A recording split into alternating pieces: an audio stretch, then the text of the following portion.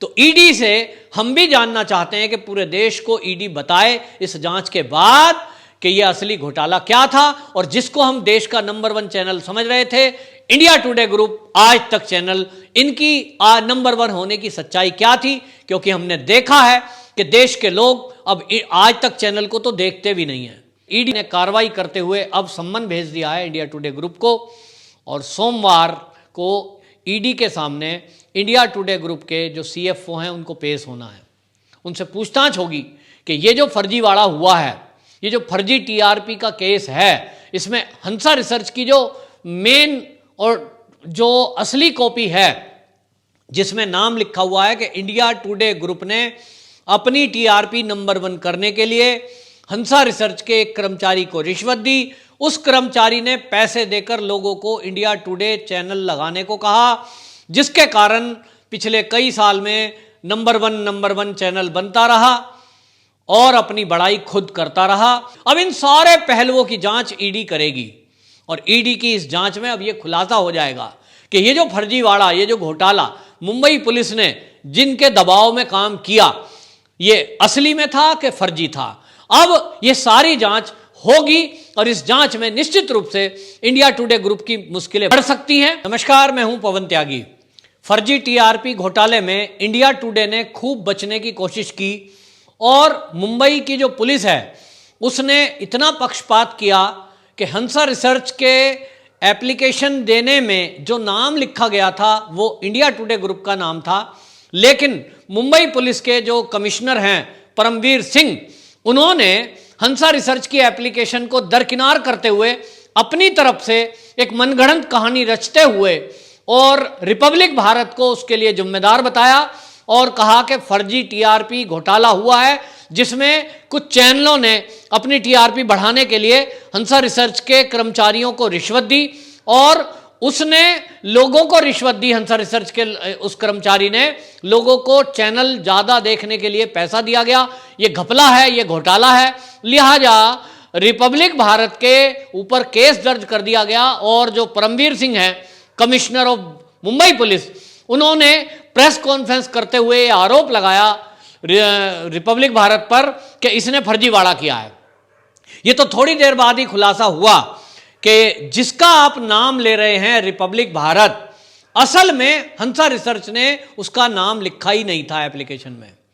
लेकिन मुंबई पुलिस के कमिश्नर तो जैसे तय करके बैठे थे कि उनको तो एक तरफा कार्रवाई करनी है, और इसलिए उन्होंने इंडिया टुडे ग्रुप का नाम ही नहीं लिया और नाम लिया तो रिपब्लिक का। इसके बारे में पूछताछ हुई, लंबी पूछताछ हुई, बार बार हंसा रिसर्च के अधिकारियों को बुलाया गया, उन पर बयान बदलने का दबाव दिया गया, रिपब्लिक भारत के बड़े बड़े अधिकारियों को बुलाया गया, लेकिन नहीं बुलाया गया तो इंडिया टुडे ग्रुप के अधिकारियों को। कोई पूछताछ नहीं हुई इसके बारे में, लेकिन ईडी ने संज्ञान लिया है। और आप जानते हैं कि ईडी केंद्रीय एजेंसी है, वो जांच करती है किसी भी इस तरह के घोटाले में। इस मामले में सीबीआई में भी केस दर्ज है, वो अपनी तरह से जांच करेगा, लेकिन ईडीआई ने कार्रवाई करते हुए अब सम्मन भेज दिया है इंडिया टुडे ग्रुप को, और सोमवार को ईडी के सामने इंडिया टुडे ग्रुप के जो सीएफओ हैं उनको पेश होना है। उनसे पूछताछ होगी कि ये जो फर्जीवाड़ा हुआ है, ये जो फर्जी टीआरपी का केस है, इसमें हंसा रिसर्च की जो मेन और जो असली कॉपी है, जिसमें नाम लिखा हुआ है कि इंडिया टुडे ग्रुप ने अपनी टीआरपी नंबर 1 करने के लिए हंसा रिसर्च के एक कर्मचारी को रिश्वत दी, उस कर्मचारी ने पैसे देकर लोगों को इंडिया टुडे चैनल लगाने को कहा, जिसके कारण पिछले कई साल में नंबर 1 चैनल बनता रहा और अपनी बड़ाई खुद करता रहा। इसके बारे में किस किस को रिश्वत दी गई, और आपको बताएं कि सबसे चौंकाने वाली बात यह है कि ईडी की अब यह जांच जो शुरू हुई है, इसकी जांच के दायरे में मुंबई पुलिस भी आएगी।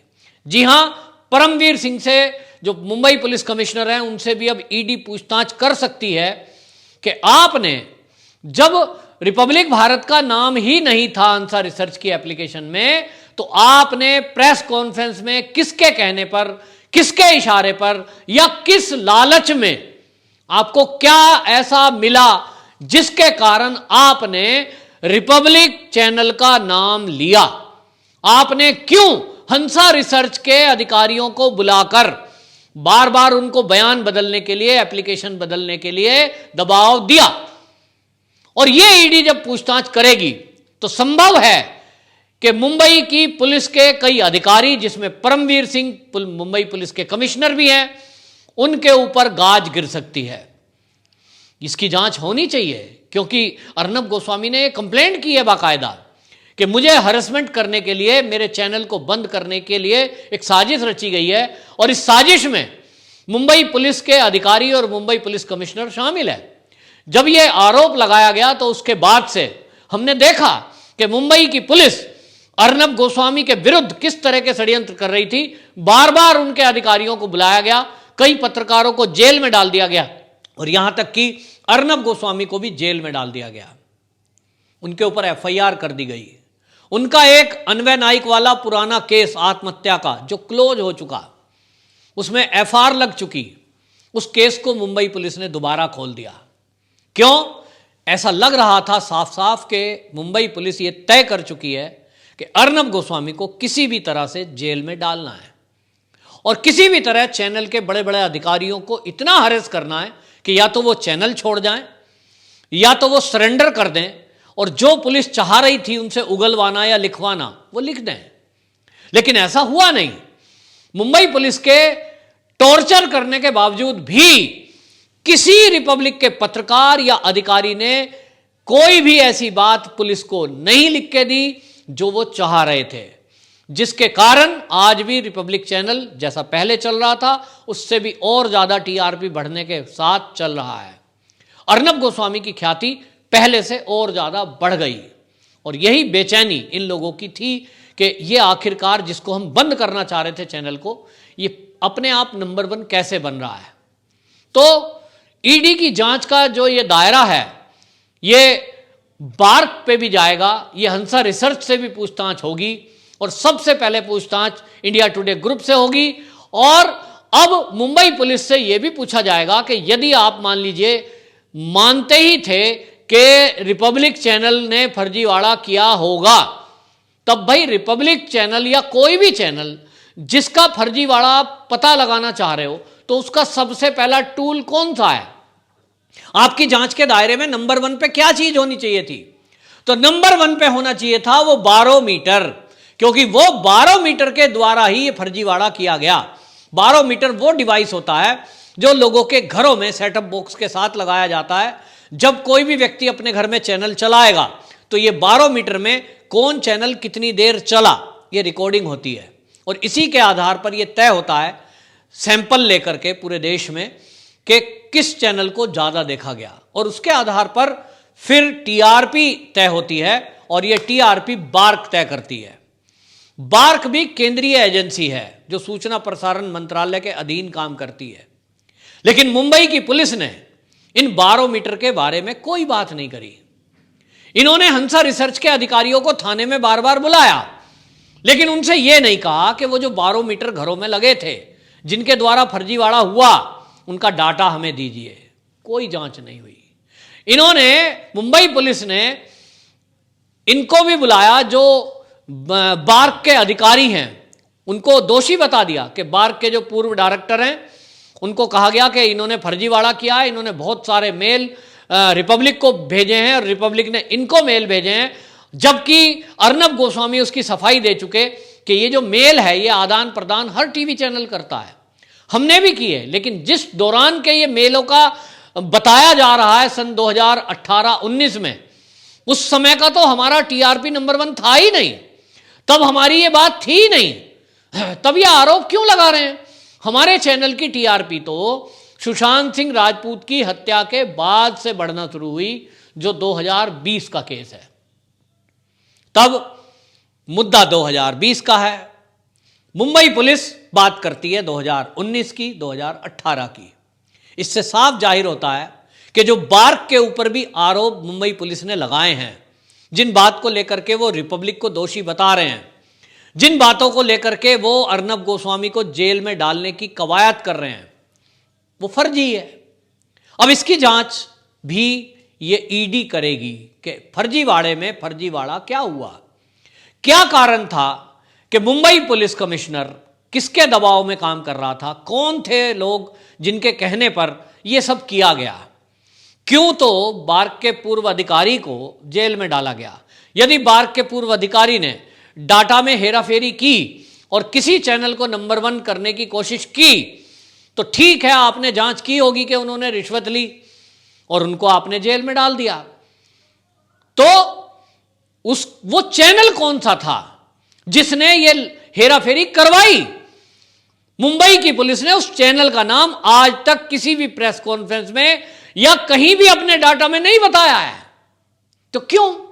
यदि आपको हंसा रिसर्च के लोग बता रहे हैं कि साहब वो जो टीवी चैनल था जिसके कारण आपने बार्क के डायरेक्टर को बंद किया हुआ है जेल में, वो रीजन था इंडिया टुडे ग्रुप, लेकिन इंडिया टुडे ग्रुप का नाम तो मुंबई पुलिस लेने को तैयार नहीं है। आखिर क्यों? मुंबई पुलिस को इंडिया टुडे ग्रुप का नाम लेने में गुरेज क्यों है? वो क्यों नहीं ले रही? क्या कोई लालच है या कोई डर जिसके कारण मुंबई पुलिस के कमिश्नर को कोई इंडिया टुडे से, कोई आज तक चैनल से कोई भय है क्या? कोई उनके पास आपकी कोई क्लिप है या कोई आपके कारनामों की कोई उनके पास रिपोर्ट है जिसके कारण हो सकता है वो चैनल आपको डरा धमका रहा हो कि यदि हमारा नाम लिया तो हम इसको रिलीज कर देंगे, आपका स्टिंग है कोई? क्या है अब बताना पड़ेगा।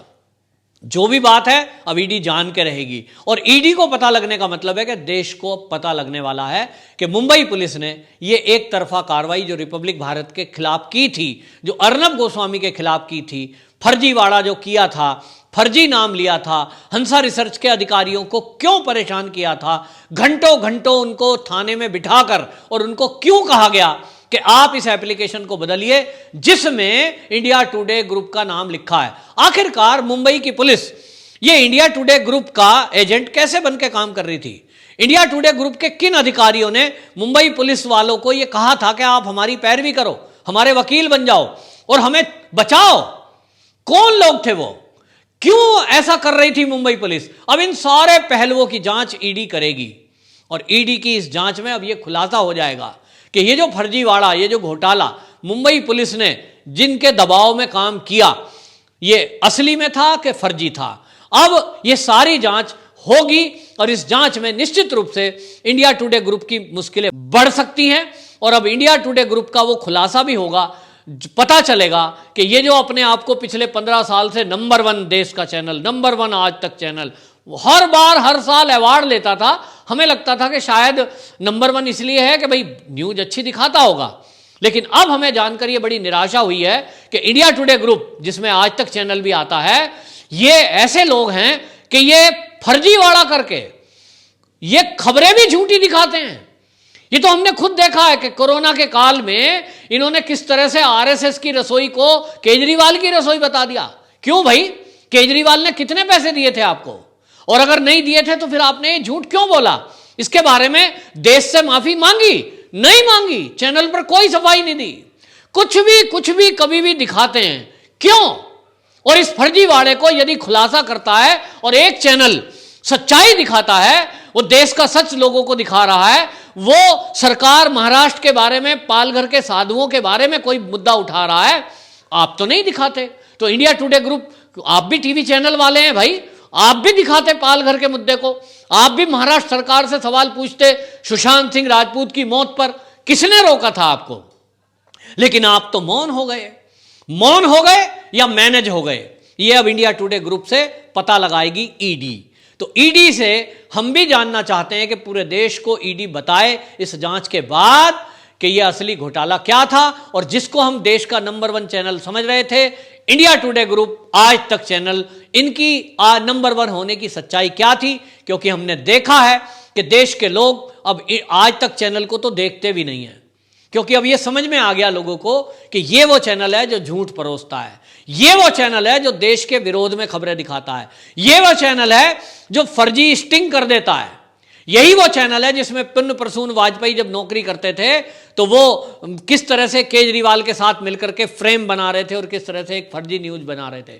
फैब्रिकेट करता है ये। तो फर्जीवाड़ा करने वाला, जब सच के नाम पर झूठ परोसने वाला कोई चैनल, समाचार चैनल बनेगा, तब फिर वो कैसा इंपैक्ट दिखाएगा? लोगों को अब विश्वास नहीं रहा है। और विश्वास किस पर है? तो रिपब्लिक चैनल पर। और इसलिए रिपब्लिक की जो टीआरपी है, अर्नब गोस्वामी की जो टीआरपी है, वो नंबर 1 अपने कर्मों से है। उनके जो न्यूज देने का तरीका है, उनके जो पत्रकार हैं, जो मेहनत लोगों ने की है, चाहे वो कोरोना का काल हो, चाहे वो दंगों का खुलासा हो, चाहे वो उत्तर प्रदेश की जातीय दंगे का करने का एक साजिश का खुलासा हो, इन सब साजिशों के खुलासे के कारण, और सबसे बड़ी चीज देशभक्ति, देश से प्रेम और देश के हित में न्यूज दिखाने वाली, उन्होंने कभी भी ऐसी न्यूज नहीं दिखाते हैं वो अपने चैनल पे जिससे हमारे देश का अपमान होता हो, या देश में दंगा भड़काने का काम करते हुए लोगों को भड़काकर, उनकी भावनाओं को भड़काकर देश में अराजकता फैलाते हो। ऐसा कोई काम रिपब्लिक नहीं करता, इसीलिए रिपब्लिक नंबर 1 है। और अब आज तक नंबर 1 किन के कारण से था, कौन कौन लोग इसके पीछे थे, अब ईडी इसकी जांच करके खुलासा करने वाली है। तो जल्द ही आज तक का इंडिया टुडे ग्रुप का खुलासा होने जा रहा है। हम सबको इंतजार करना चाहिए ईडी की आने वाली रिपोर्ट का। वंदे मातरम।